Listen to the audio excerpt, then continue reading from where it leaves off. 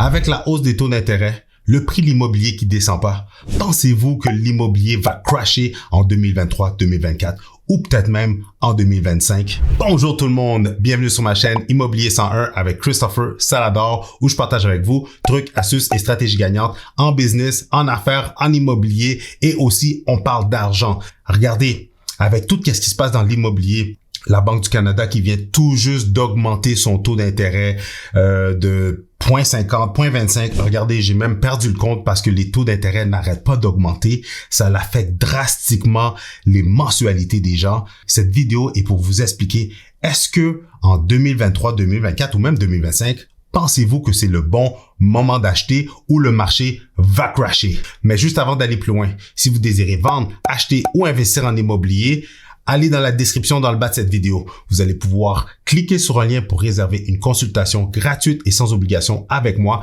où est-ce que je vais pouvoir répondre à toutes vos questions. On va regarder votre situation, mais surtout, on va pouvoir élaborer un plan d'action qui va pouvoir vous permettre de soit vendre, acheter, mais surtout investir en immobilier. Et sans plus tarder, rentrons dans le vif du sujet dans un instant.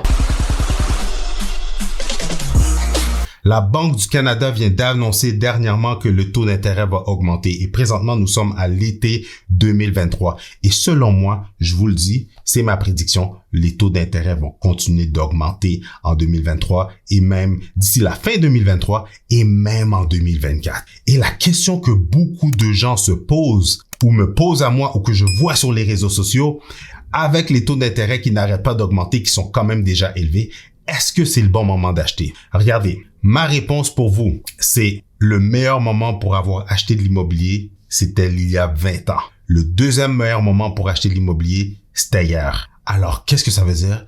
Ça veut dire passer à l'action. Si on regarde les gens, combien de personnes que en début 2022, combien de personnes disaient non, c'est pas le bon moment d'acheter, il y a trop de surenchères, on va pas acheter, on va attendre que ça va se calmer, on va attendre que le marché va crasher.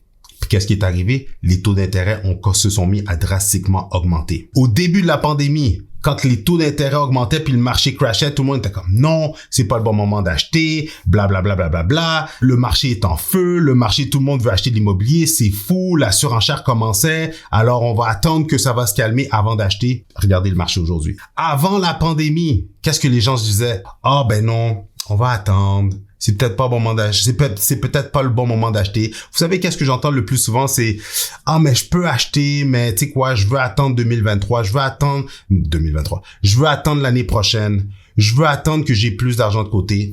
Je veux attendre ceci, cela. Puis qu'est-ce qui arrive quand le temps il passe? Le marché se corse. Il y a des resserrements hypothécaires, il y a des imprévus qui arrivent, il y a quelque chose qui arrive qui fait en sorte que l'immobilier devient de plus en plus difficile. En d'autres mots, le meilleur moment pour avoir acheté de l'immobilier, c'était hier. Le deuxième meilleur moment pour acheter, c'est aujourd'hui. Regardez, au moment qu'on se parle, depuis le début de l'année 2023 et même en 2022, les clients qui achètent avec moi, on se met un plan stratégique qui est adapté à leur situation, à leurs finances, à leur mise de fonds, à leur préautorisation et on achète. Vous savez quoi?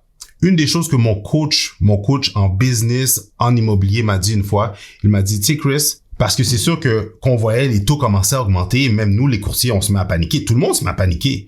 Et j'avais une conversation avec mon coach, puis je lui disais, tu sais, selon elle, avec ses années d'expérience, parce qu'elle est dans l'immobilier, elle est courtier immobilier, puis elle a des blocs, elle investit en immobilier depuis les années 90, puis je lui ai dit, selon toi, est-ce que tu penses que le marché va crasher? Est-ce que tu penses que, qu'est-ce qui va se passer avec l'immobilier? Et elle m'a répondu ça. Tout simplement. Elle m'a dit, Christopher, l'immobilier, c'est une game d'adaptabilité. Il faut tout simplement s'adapter avec les conditions du marché, avec les conditions hypothécaires, avec le marché qu'on a devant nous. Il faut tout simplement s'adapter. En fin 89, en début 90, il y avait une crise économique, les taux d'intérêt étaient à du 12, 15, quasiment du 20%. Les gens vendaient leurs propriétés pour prendre leur argent et le mettre à la banque parce que avec la hausse des taux d'intérêt, ils faisaient plus d'argent que ça. J'ai mon directeur qui est dans l'immobilier depuis les années 80 et il m'a dit une chose, il m'a dit, tu sais quoi, il se rappelle quand il avait signé dans ses débuts en tant qu'investisseur immobilier, il se rappelle avoir signé une de ses hypothèques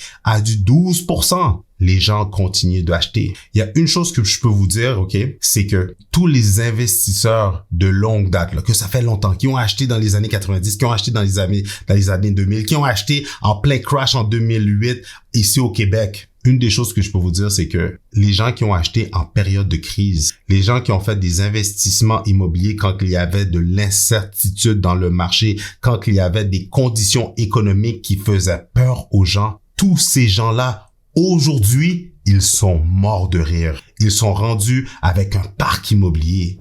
Ils valent plusieurs millions de dollars. Alors, selon vous, malgré les conditions d'aujourd'hui, est-ce que c'est le bon moment d'acheter ou c'est mieux de se mettre dans la crainte, dans la peur, dans le doute et de laisser faire et on va attendre que les choses se calment? Parce que les choses ne vont pas se calmer. Les choses vont tout simplement se corser. La deuxième raison pourquoi je vous dis qu'il faut quand même foncer, qu'il faut quand même acheter, qu'il faut quand même investir, c'est que je vais être franc avec vous.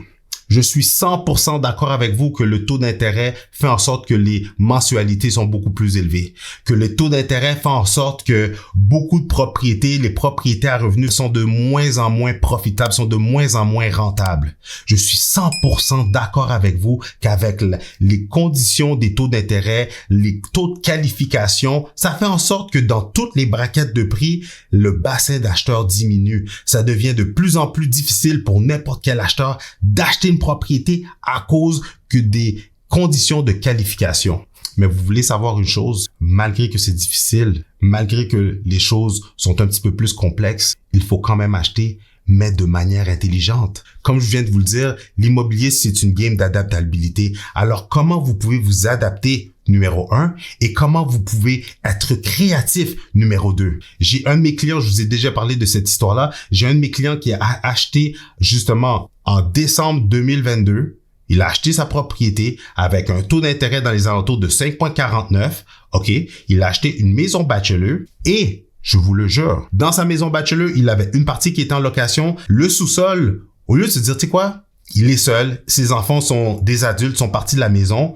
Monsieur, il est pas trop vieux, il est à peine dans le début cinquantaine. Il s'est dit, tu sais quoi, je vais séparer le sous-sol et je vais louer les deux parties du sous-sol à 2 chambreurs. En louant 2 chambreurs, en louant la partie qui était un 3,5 et en augmentant le loyer du 3,5, vous savez quoi? C'est gratuit pour lui d'habiter sa propre propriété. Donc, oui, je vous conseille d'acheter. D'acheter parce que dans les prochaines années, je vous le dis, je vous le garantis, l'immobilier va être de moins en moins achetable. Donc, vous achetez aujourd'hui, même vous vous adaptez selon votre budget, vos finances, votre réalité, le montant de votre préautorisation, on s'en fout, on passe à l'action avec ça, mais soyez créatifs sur les manières de comment je peux générer un revenu, qu'est-ce que je peux faire pour baisser mes coûts d'habitation, qui pourrait venir avec moi, qui pourrait me payer pour une chambre, 2 chambres, que je pourrais louer des chambres, que je pourrais faire quelque chose pour maximiser le potentiel de ma propriété, pour me garantir que soit mes coûts d'habitation sont vraiment minimes, ça me coûte rien habiter chez nous,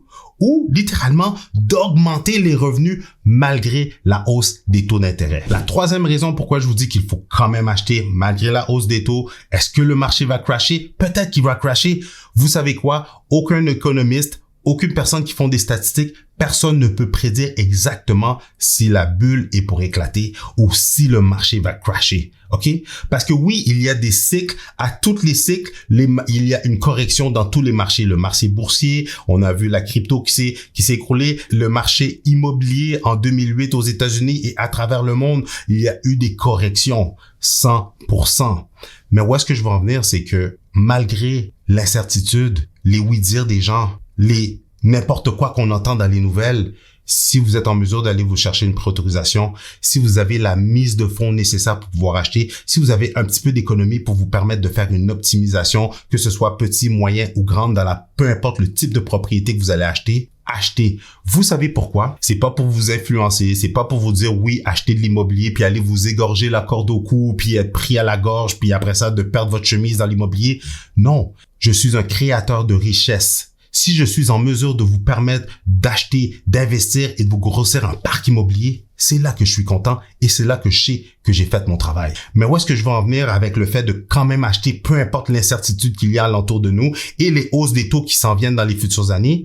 C'est parce que, ne m'écoutez pas, regardons le passé. Si on retourne de 2010 à 2020, de combien l'immobilier a passé d'augmentation. L'immobilier a doublé si c'est pas triplé. De 2000 à 2010, l'immobilier a doublé. De 90 à 2000, l'immobilier a doublé. 1980 à 90, l'immobilier a continuellement doublé à tous les 10 ans, à chaque décennie. Qui veut dire que si vous n'achetez pas de l'immobilier maintenant, OK? Si vous n'êtes pas déjà propriétaire depuis les dernières années, qu'est-ce que vous pensez qui va arriver en 2030?